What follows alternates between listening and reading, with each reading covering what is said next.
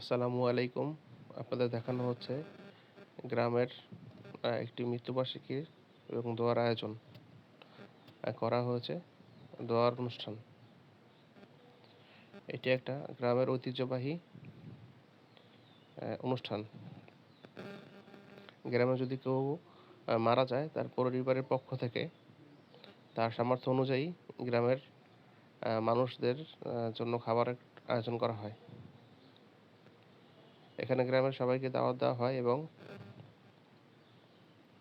সবাই জুম্মার নামাজ পড়ে একত্রিত হয়ে যার নামে দোয়ার আয়োজন করা হয়, তার জন্য একত্রিত হয়ে সবাই দোয়া করে এবং দোয়ার পরে খোলা আকাশের নিচে এবার সবাই বসে পড়ে।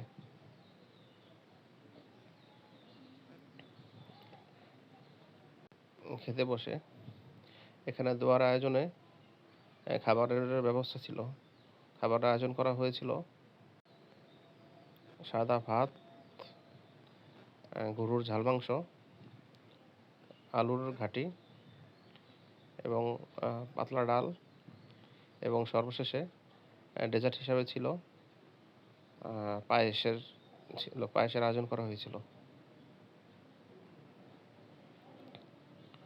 এবং গ্রামের সবাই আসে, তৃপ্তি সহকারে খায় এবং যার জন্য দোয়ার আয়োজন, সবাই মিলে তার জন্য দোয়া করে। এটা একটা গ্রামের ঐতিহ্য।